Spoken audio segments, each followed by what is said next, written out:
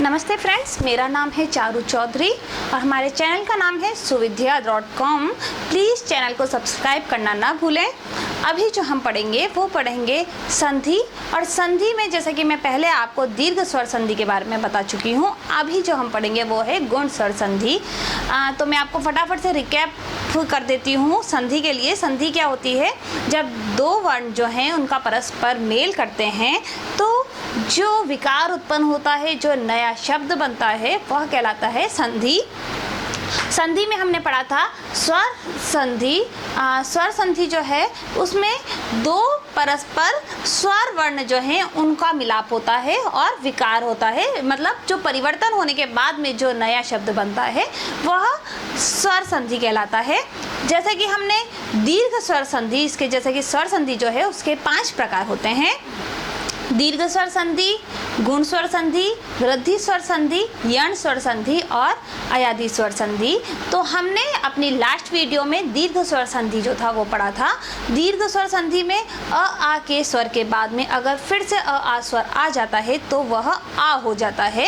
इसका मतलब है कि आ जो है वो दीर्घ स्वर बन जाता है, जो शब्द बनता है वह दीर्घ होता है। इसी प्रकार छोटा ई और बड़ा ई में का मिलाप छोटे ई या बड़े ई से होता है तो वो बड़ा ई हो जाता है, और इसी प्रकार छोटा ऊ और बड़ा ऊ का जो स्वर है उनका मिलाप बड़े छोटे ऊ और बड़े ऊ से होता है तो वो बड़ा ऊ हो जाता है। तो इसके जो एग्जाम्पल्स थे हमने अपनी लास्ट वीडियो में देखे।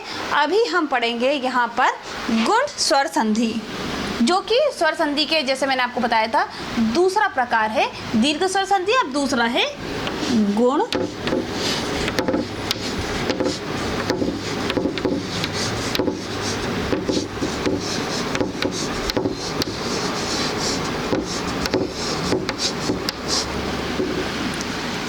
स्वर संधि में क्या होता है?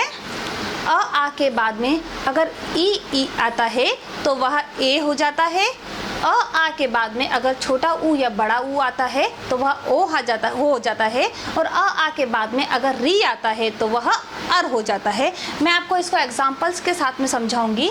सबसे पहले मैं आपको बताती हूँ। अ या आ प्लस ई या ई, तो यह हो जाता है ए। किस तरीके से होता है यह मैं आपको बताती हूँ। सबसे पहला एग्जाम्पल जो है मैं आपको दूंगी। अ प्लस ई, आ और ई मिलके किस प्रकार ए होता है। तो पहला एग्जाम्पल है नर। नर जो है इसमें अ जो है वह स्वर है प्लस इंद्र।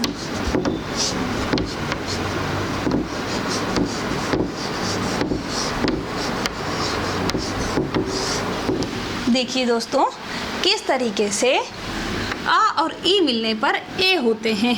नर प्लस इंद्र, यहाँ पे अ और ई जो है स्वरों का परस्पर मिलाप किया और वह ए में बदल गया, तो ये हो गया नरेंद्र। इसका मतलब जो ए है वह यहाँ पर स्थापित हो गया। इसी तरीके से अगर मैं दूसरा एग्जाम्पल लेती हूँ तो जैसे मैंने आपको बताया था यहाँ अ और ई मिलाया है, उसी प्रकार यहाँ पे अ प्लस बड़ा ई, अगर यहाँ पे छोटा अ मतलब और ई बड़ा ई को परस्पर मिलाप करते हैं तो यह भी ए में परिवर्तित हो जाता है। किस तरीके से होता है? यहाँ पे हमने नर लिया और प्लस ईश कर देते हैं, तो नर यहाँ पे जो अ है उसका मिलाप हमने ई से किया और यह बदल जाएगा नरेश में। तो देखिए दोस्तों, इसी प्रकार अब हम आ का मिलाप ई से करेंगे और वह किस तरीके से परिवर्तित होता है यह देखिए। आ प्लस ई, जिस तरीके से यहाँ पे अ को छोटे ई और अ को बड़े ई के साथ में हमने मिलाप किया, अब हम आ का छोटे ई और बड़े ई के साथ में मिलाप करेंगे और यह भी ए में परिवर्तित हो जाएगा। इसका मैं एग्जांपल आपको देती हूँ। महा अब यहाँ पे जो है महा, यहाँ पे आ जो है स्वर्ग का प्रयोग हुआ है, प्लस इंद्र। तो महा और इंद्र का जब हम मिलाप करते हैं तो यह महेंद्र में बदल जाएगा।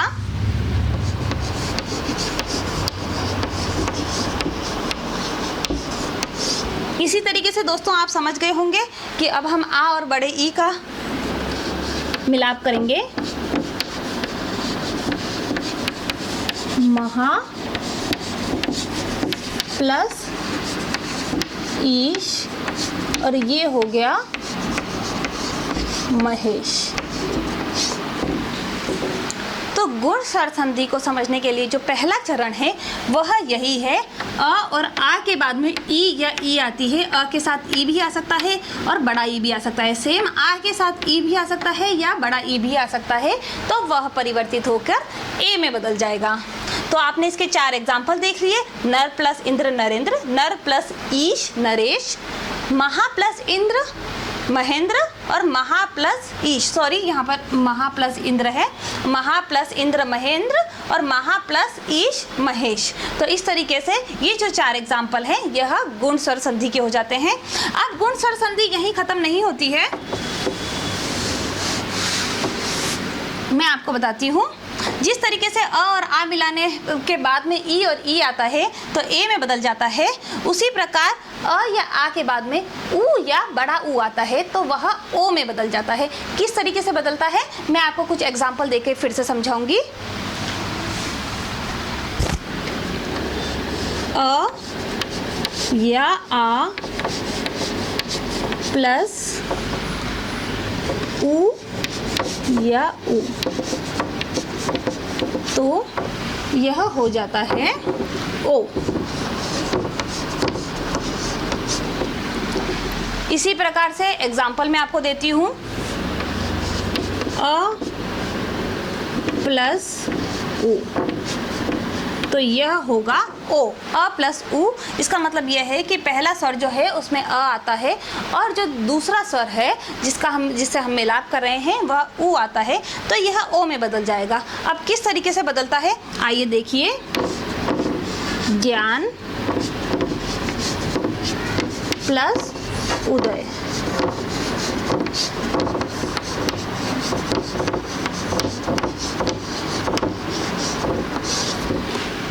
यहाँ पे अ है और यहाँ पे ऊ है, तो इन दोनों का जब मिलाप किया तो वह बदल गया ज्ञानोदय। तो इसका जब पहला एग्जाम्पल हम देखते हैं, अ का ऊ से मिलाप करने पर ओ में बदलता है, तो यह बहुत ही अच्छा सूटेबल एग्जाम्पल मैंने आपको दिया है कि किस तरीके से ये दोनों परस्पर में मिलाप करते हैं और ओ में परिवर्तित हो जाते हैं। अभी इसी प्रकार आ का मिलाप हम ऊ से करेंगे, जिस तरीके से अ से मिलाया और यह भी ओ में बदल जाएगा। इसका एग्जाम्पल मैं आपको देती हूँ। महा प्लस उत्सव, तो ये जो है पहला जो स्वर है वह आ है और जो दूसरा स्वर जिससे हम मिलाप कर रहे हैं वह ऊ है। तो अब इन दोनों का मिलाप करने पर जो शब्द बनेगा वह है महोत्सव। महोत्सव। अब इसी प्रकार हम फिर से अ का मिलाप करेंगे ऊ से और किस तरीके से परिवर्तित होता है उसका मैं आपको एक और उदाहरण देती हूँ। अ प्लस ऊ, के भी अ और ऊ मिलके ओ बनेंगे और किस तरीके से बनते हैं। जल प्लस उर्मी, तो देखिए यहाँ पर जल जो है उसमें अ स्वर है और उर्मी जो है उसमें ऊ बड़ा स्वर है, तो यह हो जाएगा जलोर्मी।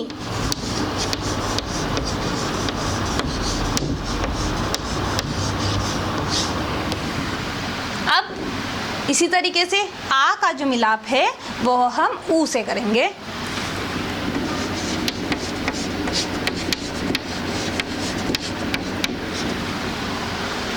इसके लिए एग्जाम्पल मैं लेती हूँ महा प्लस ऊर्मी। महा में आ है और ऊर्मी जो है बड़ा ऊ, वह इन दोनों स्वरों का आपस में हम मिलाप करेंगे और वह हो जाएगा महोर्मी।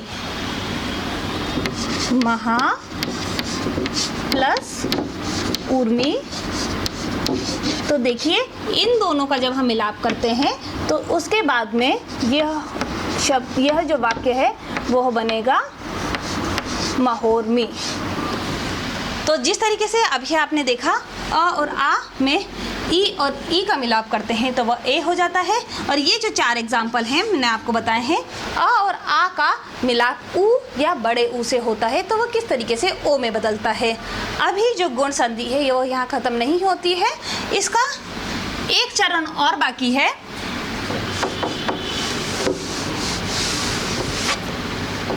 जिस तरीके से इन दोनों को मिलाने पे ए या ओ होता है, इसी प्रकार अ या आ के बाद री आता है तो वह अर में परिवर्तित हो जाता है।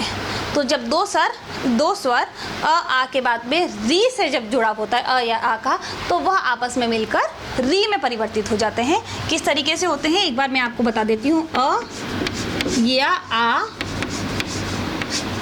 प्लस री, तो ये हो जाता है अर। एग्जाम्पल देखिए आपको मैं बताती हूँ। सबसे पहले अ को री से मैं मिलाप करके बताती हूँ। अ प्लस री तो देव प्लस ऋषि। तो यहाँ पे देव जो है उसमें अ स्वर है और ऋषि में री है, तो इन दोनों को जब हम जोड़ते हैं तो यह हो जाएगा देवर्षि।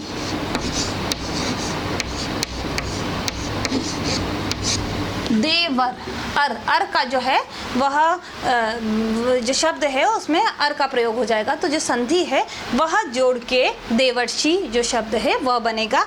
इसी प्रकार मैं आ और री का मिलाप करती हूँ।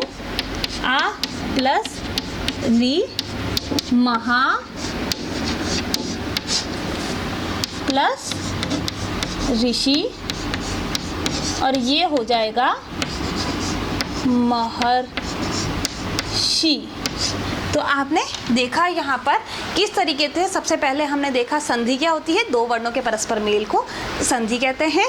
उसके बाद हमने देखा है कि संधि कितने प्रकार की होती है। संधि 3 प्रकार की होती है, स्वर संधि, व्यंजन संधि, विसर्ग संधि। उसके बाद में हमने देखा है कि जो संधि है उसमें स्वर संधि जो है, स्वर संधि के कितने भेद हैं। तो हमने सबसे पहले दीर्घ स्वर संधि जो है वह पढ़ी। उसके अंदर और अ या आ के बाद अ या आ आता है तो वो बड़ा आ हो जाता है, छोटा ई या बड़ा ई आने के बाद में बड़ा ई हो जाता है, और ऊ और बड़े ऊ का जब मिलाप करते हैं तो बड़ा ऊ हो जाता है। उसके बाद में जब दीर्घ स्वर संधि के बाद में हम आते हैं गुण स्वर संधि पे।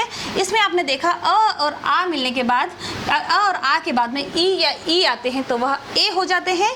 अ आ के बाद में ऊ या ओ होते हैं, ऊ या बड़ा ऊ होते हैं तो वह ओ हो जाता है, और अ या आ के बाद में री आता है तो वह अर हो जाता है। तो दोस्तों मैं उम्मीद करती हूँ कि आपको गुण स्वर संधि तक समझ में आ गया होगा।